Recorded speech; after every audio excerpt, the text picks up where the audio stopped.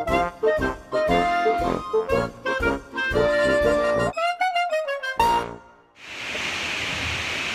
good morning. Today is Sunday, February 21st, and we have an anniversary today. Today is Haley and Edward Norwood's anniversary, so they get a happy anniversary song. Happy anniversary, happy anniversary, happy anniversary, happy anniversary. Happy, happy, happy, happy, happy anniversary. Happy, happy, happy, happy, happy anniversary. Well, I hope you both have a great day. And today is also, excuse me, I told you early in the morning, it does it every time, is my nephew Ricky's birthday. He is 30. No, he can't, he's got to be older than 30. He's 40. Is he 40? Yeah, he's 40. Trying to think. He was born in 81, 19. Yep, he's 4. No, wait a minute. Yep, he's 40. They're getting old right before my face. Right before my eyes, they're getting too old. It's just... No, he's not 40. He's 38. He was born in 81. Christy was born in 81. Ricky was born in 83. So that puts him at 17, 38 years old. Sorry, Ricky, I made you 2 years older than you were. I'm thinking he can't be 40 yet because Christy's not 40 yet. And Christy's older than Ricky. Christy's going to be 40 next month. Oh, that doesn't seem possible. It just doesn't seem possible. Jimmy's going to be 50 next year. Oh, I remember being 50. I was just 50. Just the other day, I was 50.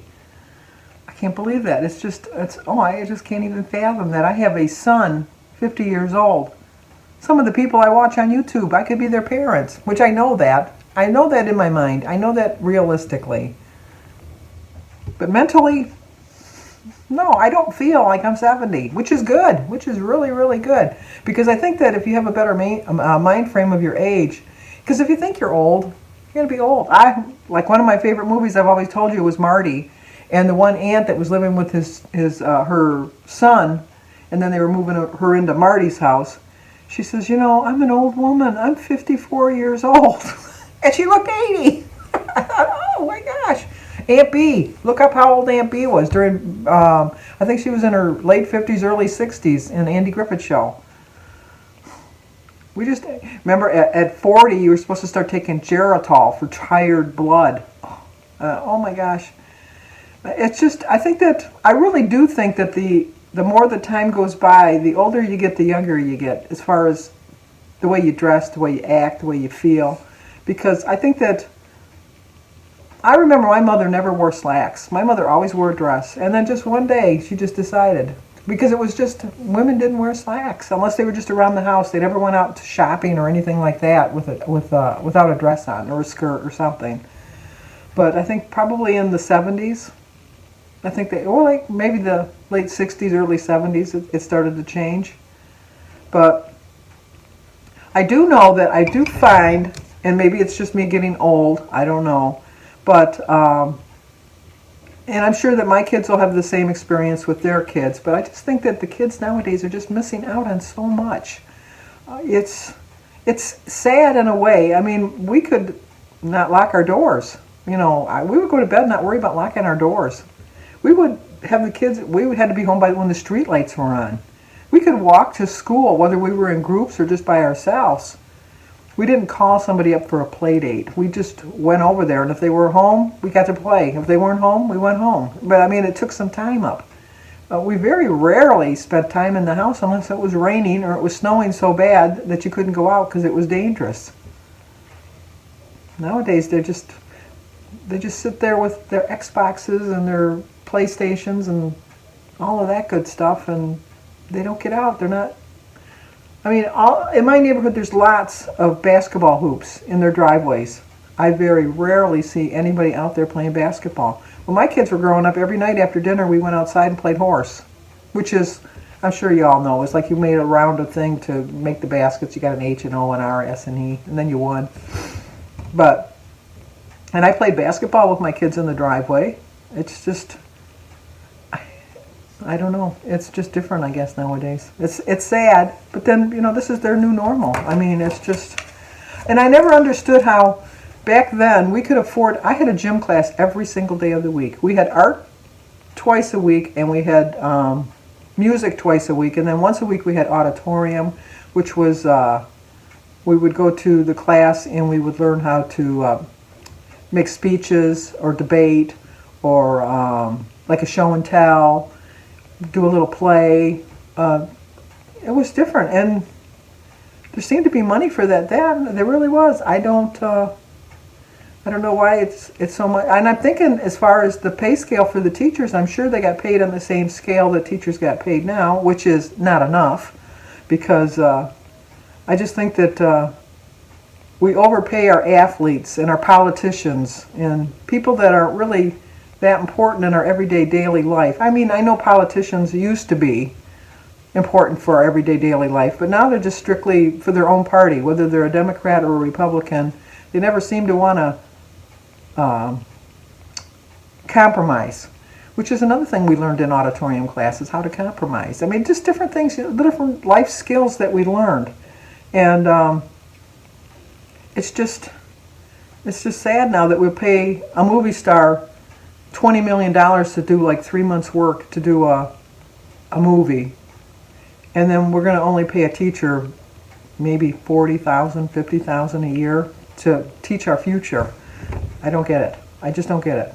And I realize that doctors get paid more than nurses, but nurses do a lot of work too. I mean, I'm not saying that doctors don't do a lot of work and they didn't have a lot of education, but nurses had a lot of education too. And they're the ones that are with you. The doctor comes in and sees you for like what? 5 minutes in the hospital, and then the other 7 or 8 hours that the nurse is working, she's the one that's in and out taking care of you. We need to readjust our pay scale. We really do. And I understand the $15 minimum wage for like McDonald's workers and stuff, but that used to be for kids after school. That didn't used to be a career job for somebody trying to support a family, which unfortunately that's what it's become now, is a person trying to support their family. Okay, now I'm on a rant. You know, it's Sunday. That's just what happens to me on Sundays. I do have to say that I had a successful Saturday. I was very successful the whole day. I didn't cheat or go off my plan or anything like that. And I feel pretty accomplished. I really do feel pretty proud of myself. Today's early, but I do have a plan for today. I've already tracked out my my meals. I'm going to have for breakfast, I'm going to have a slice of guacamole. I mean, a slice of my Ezekiel bread with some holy guacamole on it, and then I'm going to have my berries and a grapefruit and a hard-boiled egg. And then for lunch, I'm going to have just like a little bit of vegetables. I think I'm going to have the other half of the cucumber that I ate yesterday with the other half of the tomato that I didn't finish. And then maybe some cottage cheese and pineapple. And then for dinner, we're going to have what we call in my family a mean roast. I'm going to have a beef roast with some roasted carrots and mushrooms, and I'm going to boil some broccoli and some cheese. No, not cheese, cauliflower. So I'm going to have a broccoli cauliflower mix. And then I am going to have a slice. We call it homemade bread. It's just frozen bread you get at Kroger's, and you have it rise, and then you bake it, and it's like a hot baked bread. But I'm going to have a slice of that with some butter on it. I do plan on doing that. And then I'm going to have probably a glass of milk with my dinner, because I like a glass of milk with my roast. So I might be a little bit over my points, but trust me, it's I'm going to use my weeklies today, and it's going to be better than I have been doing in the past, because last Sunday, like I told you, I had the whole sleeve of Thin Mint cookies with 6 caramels. I probably had ice cream along the way too. I mean, I went crazy last week, and I had a crappy week the whole week trying to make, well, not a crappy week, I had a stressful week trying to make up for it, because I had a 0.2 gain, but you know, I was really excited about a 0.2 gain because I should have gained a lot more considering how I ate last weekend. So I am hoping for my I told you I want to lose 1.6 pounds a week to reach my 100 pounds by Easter. So I'm hoping for a 1.8 loss just this week. But we'll see how it goes. But I just have to get my mentality right. I got to get my weekend thought process out of there and overcome my weekend thinking it's like I can go crazy, because I just can't do that anymore. And just face the realization that this is, as much as I miss walking, I never really walked to lose weight. My walking never by any means, never attributed to any great weight loss. I walk 2 miles a day. It probably takes me about 45 minutes to walk 2 miles. I'm not setting any records, by no means.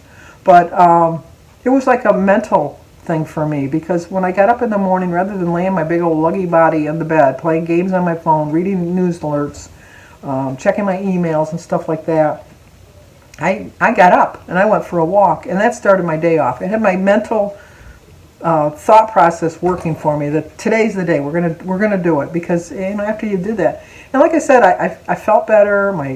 I just felt looser. My balance was better too. My balance, like when I don't move around a lot, I tend to think, because I'm getting old. I know I keep saying I'm getting older, but sometimes I got to remind myself, because I forget, and I try to do things that I used to be able to do when I was young, and my body said, Sandy, how old do you think you are? Where do you think you're going? What do you think you're doing? So I have to listen to my body a little bit more. But when I do start walking again, that'll limber me up a little bit more, and I'll be able to do a little bit more than I can do now.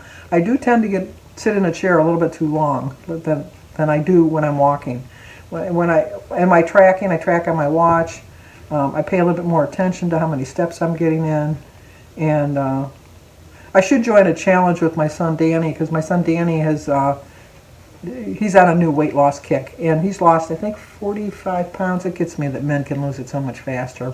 And he's younger too, obviously, because he'll be 44.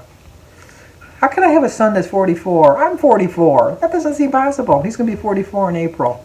And so he's been trying to lose weight, and he walks, I think he said, 15 or 20,000 steps a day. I'll never hit that. I shouldn't say never, but I just know that that's a lot of steps. I do pretty good if I hit 10 to 12,000.